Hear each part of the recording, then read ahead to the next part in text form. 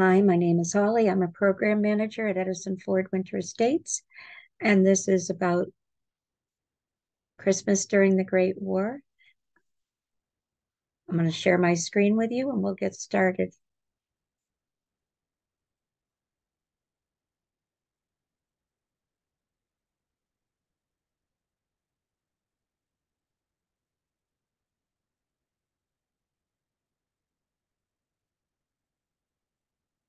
Christmas during the Great War. And over here we have the Peace Truce, which I'll talk about in a little bit. And over here we have some women in the Women's Auxiliary, and I believe it's 1917, and they're sharing a Christmas meal. I'm going to set the table with a little bit of background about the Great War, which was called that at the time because we didn't know that there would be a Second World War, and then it became known as World War I. I'll just give you a little bit of background. I'm not an expert on this, but it is an area of interest for me that I thought would tie into Edison and Ford, and just a basic knowledge of our history. The Great War began in 1914 after the assassination of Archduke Franz Ferdinand of Austria. His murder led to a war across Europe that lasted until 1918. Germany, Austria-Hungary, Bulgaria, and the Ottoman Empire, the Central Powers, fought against Great Britain, France, Russia, Italy, Romania, Canada, Japan, and the United States, the Allied powers. And the United States doesn't enter the war till much later. And this is a very simplified version of this. And it wasn't just the Archduke, it was his wife. And this is a great simplification of something that was very complex, and a story of land and power and empires you don't even hear of anymore. And whoever thought that certain countries would be allies. But just to give you a basic, very basic background. Thanks to new military technology and the horrors of trench warfare, World War I saw unprecedented levels of death and destruction. By the time it was over and the Allied powers were victorious, more than 25 million people, both soldiers and civilians, were dead, though many believe the numbers were far greater. The sinking of the Lusitania on May 7, 1915, was one of the reasons that the U.S. will enter the war. Now you're going to say they don't enter until 1917. How could that be? But these things are all going to build up and lead to one of the reasons. Again, a great simplification here, but just a little basic overview. The Lusitania was sunk by a German U-boat off the coast of Ireland, with more than half the passengers and crew being killed. Some of those lost were Americans. Other reasons: the German invasion of Belgium. One factor that had a great influence on the public opinion was the invasion of Belgium, because it's a neutral country, and stories that they heard of German atrocities there. Economic interests: loans were made to the Allies, so we had a vested interest as far as money was concerned. There was unrestricted submarine warfare. U.S. cargo ships were being sunk. And this one, which many people forget about, including me, the Zimmermann telegram, in 1917, in January, British cryptographers deciphered a telegram from German Foreign Minister Arthur Zimmermann to the German Minister to Mexico, Heinrich von Eckhardt, offering United States territory to Mexico in return for joining the German cause. This message helped draw the United States into the war and thus changed the course of history. The U.S. declared war on Germany in April of 1917, and a ceasefire and armistice was declared on November 11th, 1918. And there's the Lusitania. During this time, just to give you a little background on Edison and Ford, because it was a time period when they both were alive and had influence in things that were going on with the Great War. Edison was busy during the Great War. He was a proponent of military preparedness. He rebuilt his West Orange, New Jersey factory after disastrous fire, chaired the Naval Consulting Board, and conducted research aimed at helping the U.S. Navy respond to submarine warfare. So he was part of the Naval Consulting Board. As I said, he didn't necessarily enjoy that role. he would chair the meetings, and because of his hearing loss, he often would have somebody tap to him in Morse code so he'd know what's going on. I don't think he was necessarily a meeting person. And he also was doing work for his own business, his own company. And just things didn't go the way with the Naval Consulting Board he thought. They didn't always adopt his ideas or location of a laboratory he wanted. And then he had something go wrong with one of his batteries that caused loss of life. So it was a rather stressful time for him. And many times he was down in Key West working on things or working on a ship. Sometimes his son Theodore would be with him, and sometimes his wife Mina, but it just wasn't the most successful experience that Edison had. And Henry Ford, the peace ship, aka the ocean liner Oscar II, and Henry Ford from that would launch his 1915 peace mission to Europe. He chartered the ship and invited prominent peace activists to join him, and he hoped to generate enough publicity to prompt the warring nations to convene a peace conference and mediate an end to the Great War. But the mission was mocked. It was made fun of by the press. It was referred to as the Ship of Fools, as well as the peace ship. And I think that's the one that a lot of people refer to it today. I believe Ship of Fools was also a book, but it was not complimentary. And there was infighting amongst the peace activists, and the press aboard made fun of them. There was an outbreak of the flu. Nothing went well. And 5 days after the Oscar II arrived in Norway, a weary Ford, who was sick and tired, abandoned the mission and returned to the U.S. And that's Ford here on the right. The ship, the captain of the ship, excuse me, that was embarrassing, right there. And if you look over here, this is a Naval Consulting Board, and that's Thomas Edison. When World War I began on July 28, 1914, the consensus was, the feeling was, it would be over by Christmas. However, within months, it was clear that neither side was gaining the upper hand. It says here that Pope Benedict XV originally called for a Christmas truce, an idea that was officially rejected.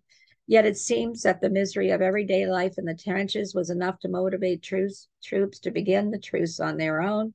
You can see here on the headlines of a newspaper is that the peace is proposed by the Pope, and the Vatican suggests return to status quo and debate of disputed issues. In fact, before that, there was a group of women suffragettes, as they were called then, who had also proposed the idea. But it seemed that so keep that in the back of your mind. Yet it seems that the misery of everyday life was enough to motivate the troops to begin the truce on their own, when it was not advanced by anyone except within the ranks of the men in those trenches. No one is sure exactly what happened. There's a difference in the verbal accounts, the diary entries, and the letters home. And so it's nearly impossible to talk about a typical Christmas truce as it took place across the Western Front on the border of Belgium and France. Today, historians continue to disagree over the particulars. No one knows where it began or how it spread, or if it broke out simultaneously across the trenches. But even so, we know that about 2/3 of the troops, about 100,000 of them, are believed to have taken part in the truce. And it takes place in different locations. And with different people on either side, though it was mostly German and British and some French. The truce took place along the Western Front in France and Belgium, where the Germans were fighting both the British and the French. So it wasn't an official ceasefire. The truce was different along various points of the front. In some places, the soldiers continued to fight, but in many areas, they stopped fighting and they agreed to a temporary truce. On a December morning 108 years ago, thousands of British and perhaps some French soldiers put down their rifles, stepped out of their trenches, and spent Christmas with their German enemies along the Western Front. And there's a statue there commemorating the Christmas Truce of 1914 in Messe, Belgium. And if I mispronounce any words, I apologize. So that's going to be a British soldier, and that's going to be a German soldier. My husband told me that they only wore this for the first year of the war. The first signs that something was strange was happening occurred on Christmas Eve, 1914. At 8:30 p.m., an officer of the Royal Irish Rifles reported to headquarters. Germans have illuminated their trenches and are singing songs and wishing us a happy Xmas. Compliments are being exchanged, but nevertheless, we're taking all military precautions. Further along the line, the two sides serenaded each other with carols, the German Silent Night being returned with a British chorus of the First Noel, and scouts met cautiously in no man's land. And that is the shell blasted waste between the trenches. So there's trenches for either side. They're very close to each other. And that area in between them is called no man's land. The War Diary of Scots Guard records that a private Merker met a German patrol and was given a glass of whiskey and some cigars. And a message was sent back saying that we didn't fire at them, they would not fire at us. And these are members, some members of them with their mascot. And one of a series of interviews the Imperial War Museum conducted with veterans long after the conflict, Ernie Williams, a 19-year-old private with the 6th Battalion Cheshire Regiment, said he was near Ypres on the northern end of the front when from somewhere, somehow, this football appeared. And when they say football, they mean a soccer ball. They call it a football. They had the name first. Of course, we call it football now, but it's a soccer ball. They took their coats off, some of them, and put them down as goalposts, he said of the Germans. There were at least a couple of hundred taking part. No referee. We didn't need a referee for that kind of game. It was like playing as a kid in the streets, kicking the ball about, and the referee being the policeman and chasing you off. There was no score, no tally at all. It was simply a melee. At another spot along the front, a group of Scottish soldiers marked a goal with their hats and played against the Germans with huge enthusiasm until a German officer found out about the game and put a stop to it, with the Germans leading 3-2. And if my source I used more heavily from I put it down here. I will list them all at the end. Peace for a Day, How Soccer Brought a Brief Truce to World War I on Christmas Day, 1914, Los Angeles Times. So that would have been the 100th anniversary of the Great War. And a lot of the information I got was from newspapers, online articles, from different museums, from books. The same understanding seems to have sprung up spontaneously at other locations. And by the way, let me say that there's no pictures of them playing soccer. There's pictures of them interacting. So that's a rendition of what they think happened. For British soldier Private Frederick Heath, the truce began late that same night. All down our line of trenches, there came to our ears a greeting unique in war. English soldier, a Merry Christmas, Heath wrote a letter home. The German soldiers added, come out, O English soldier, come here to us. For some time we were cautious and did not even answer.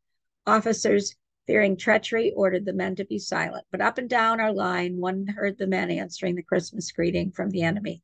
How could we resist wishing each other a Merry Christmas, even though we might be at each other's throats immediately afterwards? So we kept up a running conversation with the Germans, all while our hands were ready on our rifles. Blood and peace, an enemy and fraternity, war's most amazing paradox. Friendship and hatred. The night wore on to dawn, a night made easier by songs from the German trenches, the pipings of a piccolo, and from our broad lines, laughter and Christmas carols. Not a shot was fired. And this is an illustration from the London News, originally published January 9th, 1915. And over here, those direct quotes come from the Story of Christmas World War I Truce, Smithsonian Magazine. Now, this is a man that is the author of a book about the peace treaty. And that night, it's called Silent Night, and I have the rest of the title elsewhere. But it talks about this man. Weintraub said it started with a German officer, Walter Kirchhoff, a tenor with the Berlin Opera. And that's a picture of him there. He came forward and sang Silent Night in German and then in English. In the cold, clear night of Christmas Eve, his voice carried very far. The shooting stopped, and in the silence he sang, and the British soldiers knew the song and sang back, Silent night, holy night, all is calm, all is bright. Soldiers rode home the day after to their families, to their wives, and to their parents, saying, You won't believe this. It was like a walking dream. What was interesting was I read another version of this where he said that an opera singer began to sing and he was a baritone.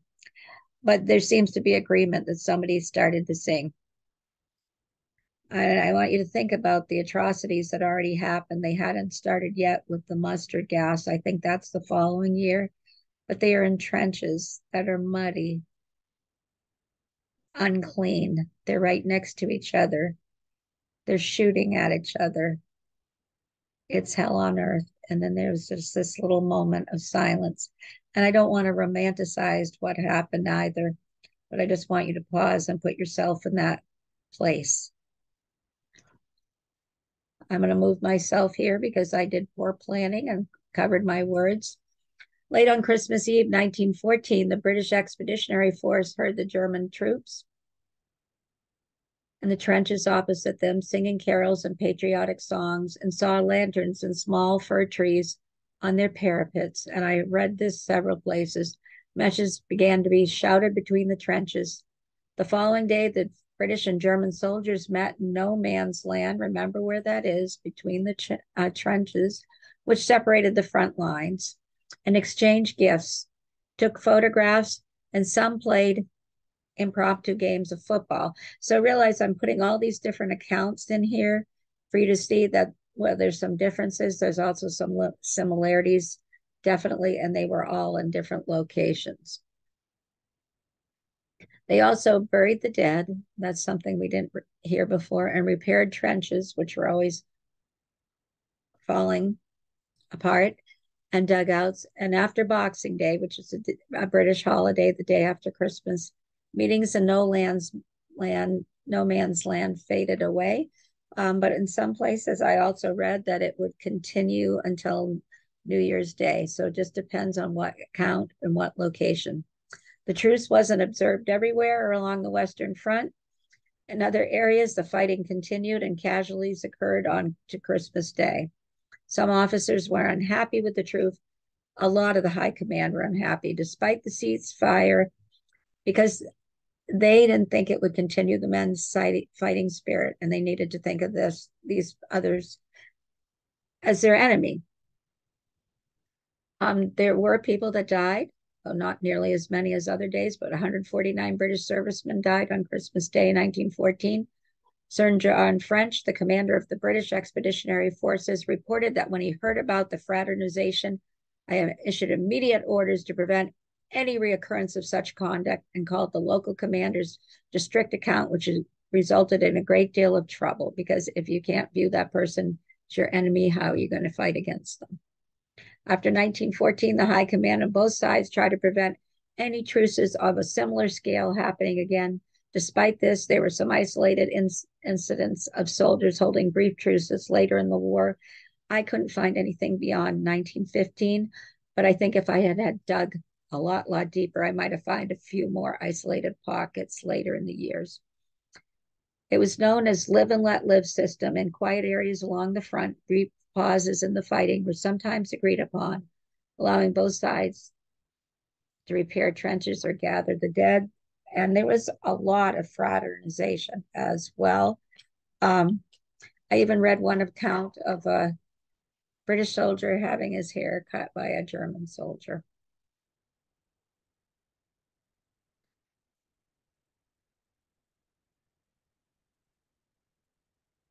And here's more from that book I was telling you about, Silent Night, the story of World War I, Christmas Truce.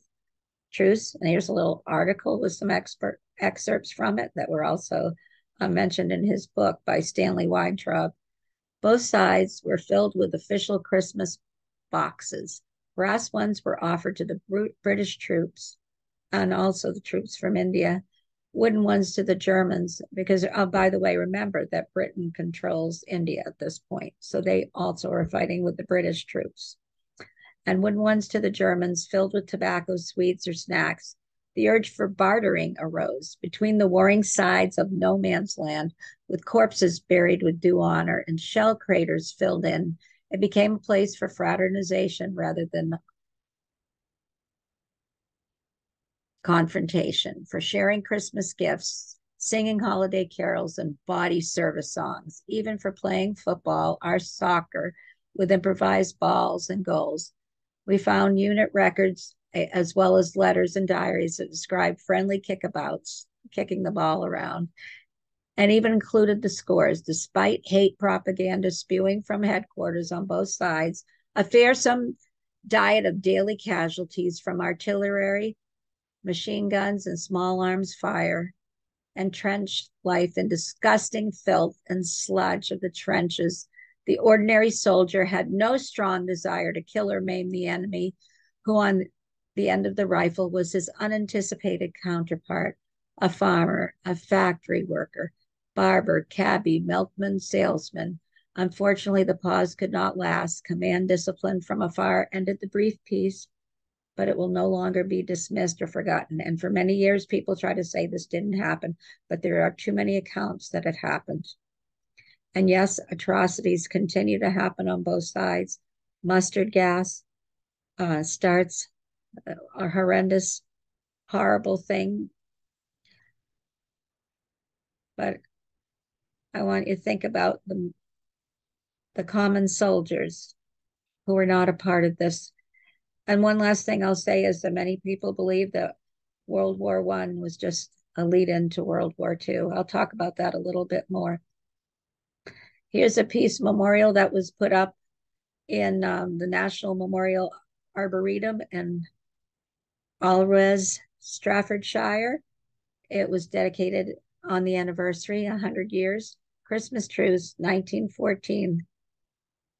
Football remembers. A German soldier and a British soldier shaking hands. And I do believe French soldiers also participated. I just didn't get to find the firsthand accounts of that happening. There's a lot more books out there, a lot more stories, and I hope, and there are people that have gone in much more depth than me. This is kind of a condensed version. In 1915, although similar isolated truces occurred, in 1915, the truce of 1914 was never repeated because of the very negative reaction of the officers' corps. Officers on both sides made it clear that a repeat would be met with the strictest punishment. The following year, the British infantry was ordered to maintain a slow gunfire on the enemy's trenches during the holiday.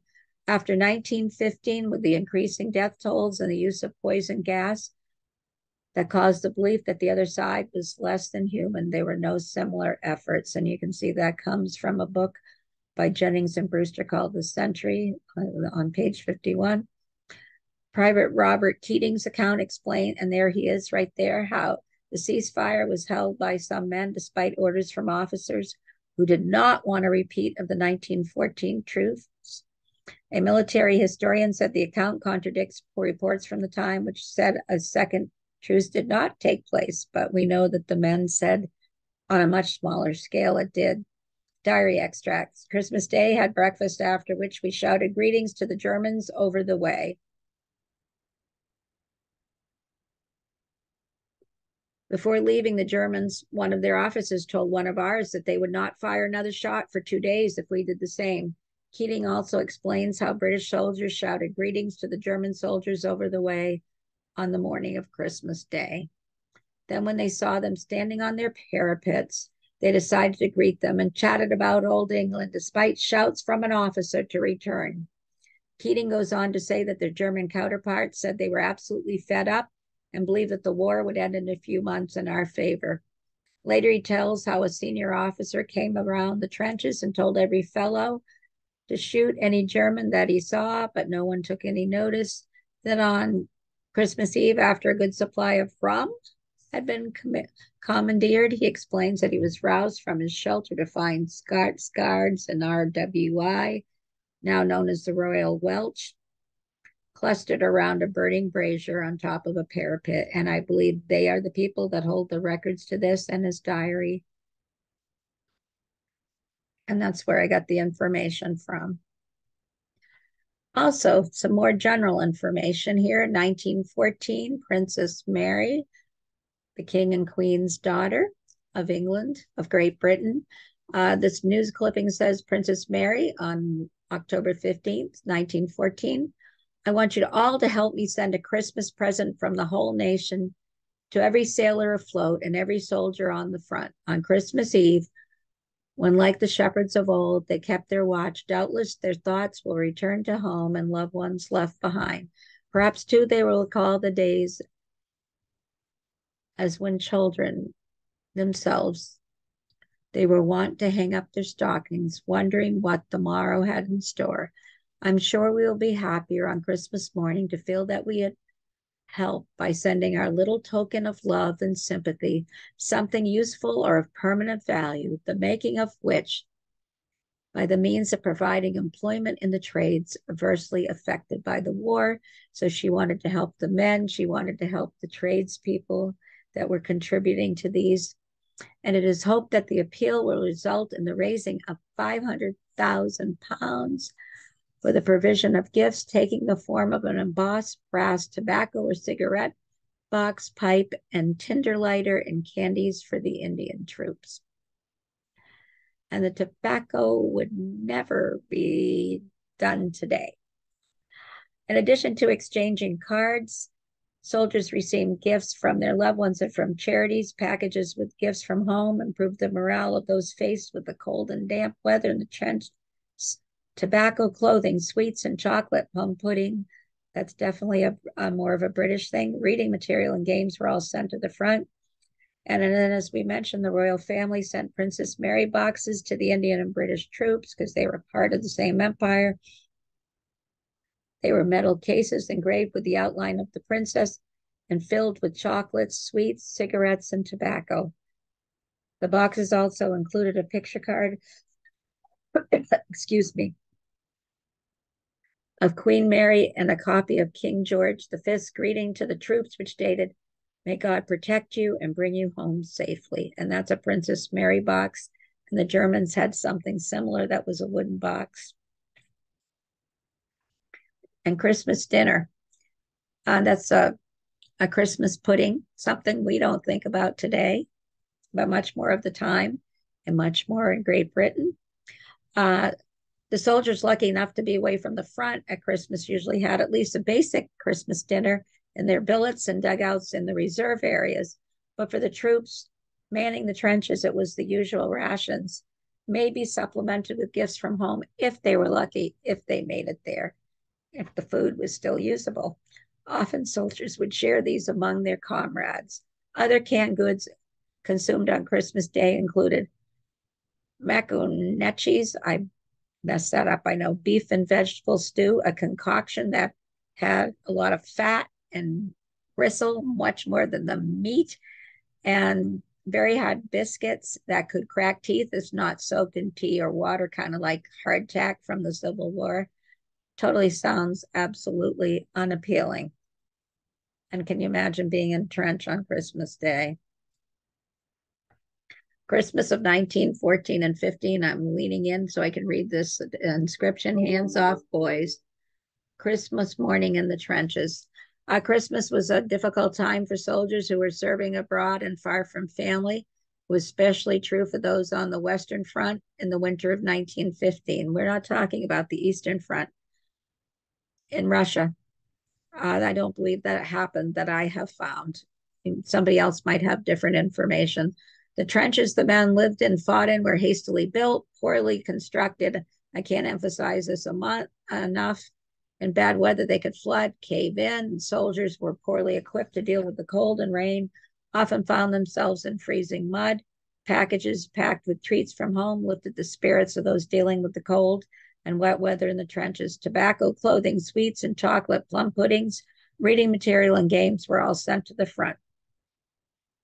And in December of 1914, the wife of Field Marshal Sir John French, he was the British commander-in-chief, asked Britain's women to knit and mail 250,000 mufflers to keep the soldiers warm.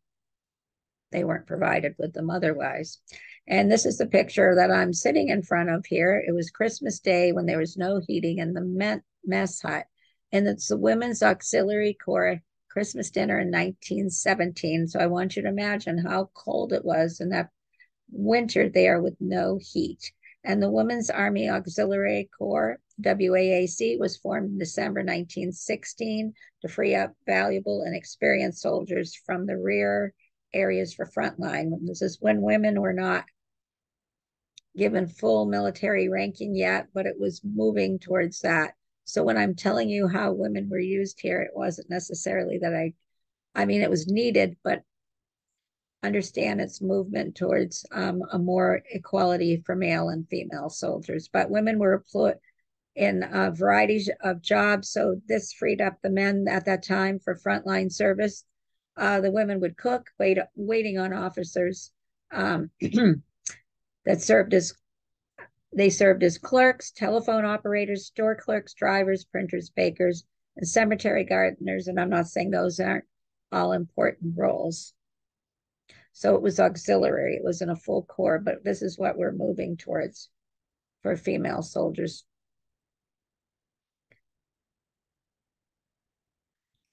The last thing, this is an opinion piece from the New York Times that focuses on around Christmas time, 1918. It's by Mary Elizabeth Cox. I think she's a fellow in an institute to do with the Herbert Hoover Institute, I believe. But this is an opinion piece she wrote for the New York Times.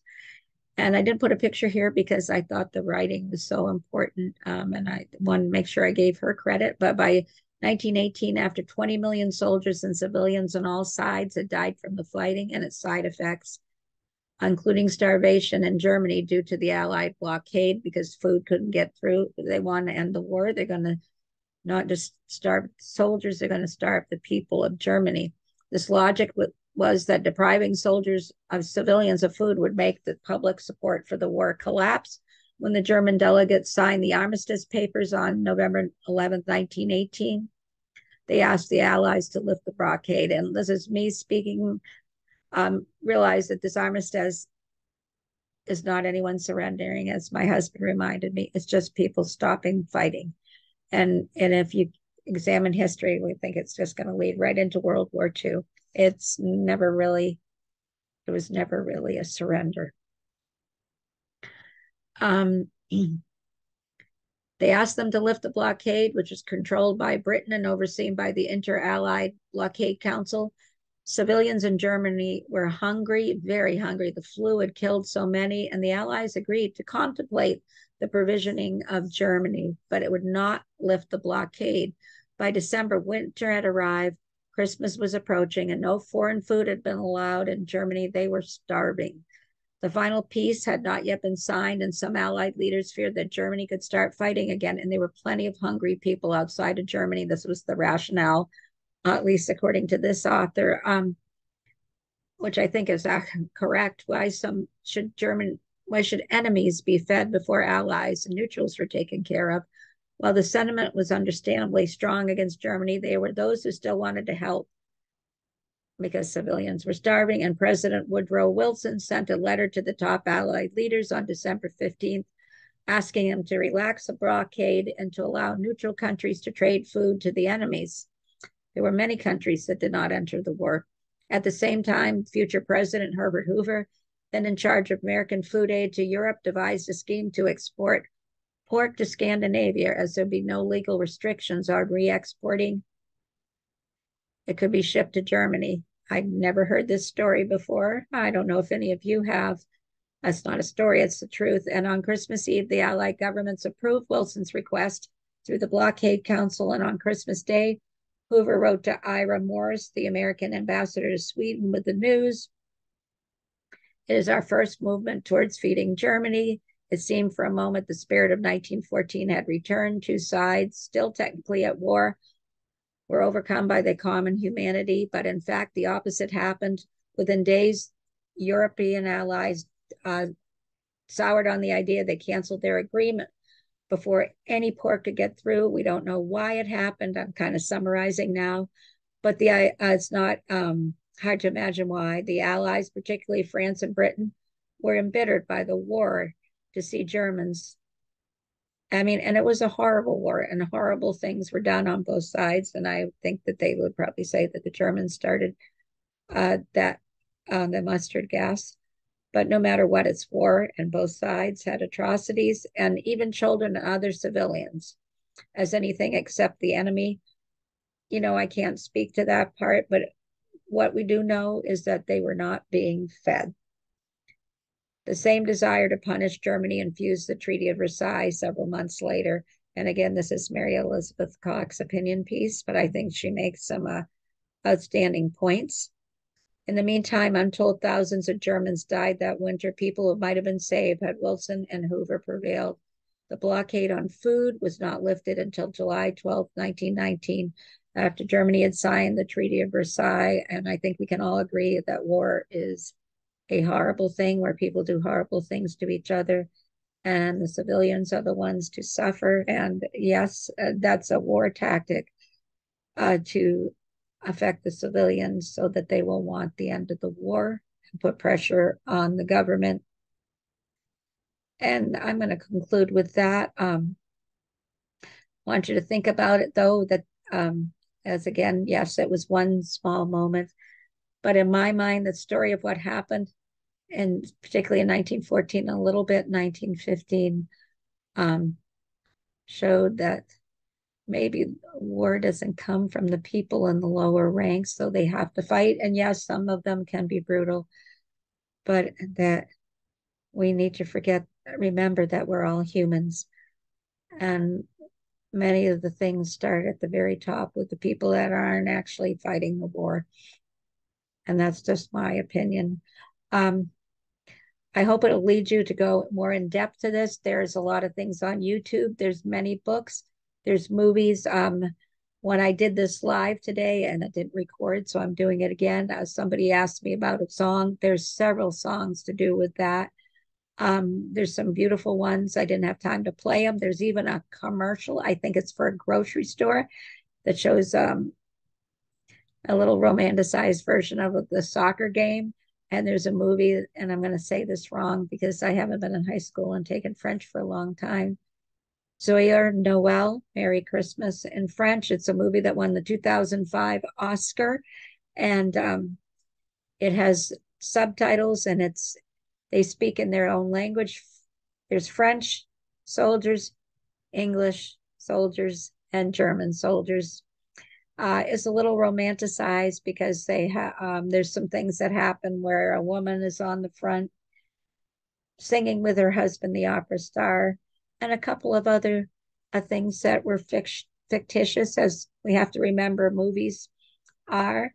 But there's also some things that will make you realize it has that visual impact. So I urge you, even with the romanticized parts and the fictionalized parts, there's moments of a lot of truth in there. They are kind of combining the stories, but you might want to check it out. And as a reader, I would always encourage you to get into the books and the articles, check your sources, and try to see if they're the most accurate as possible.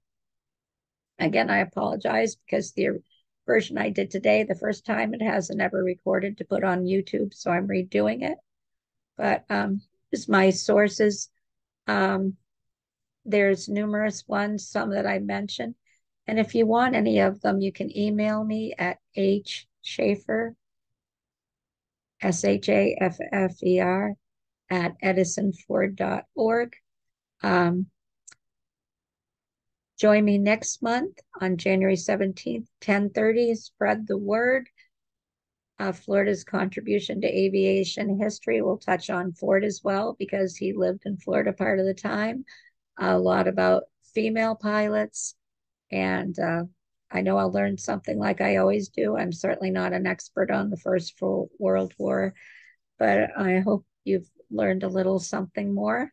and that you'll join me. And remember that these are always will be posted on YouTube as well. Thank you for joining me, and I will see you next month.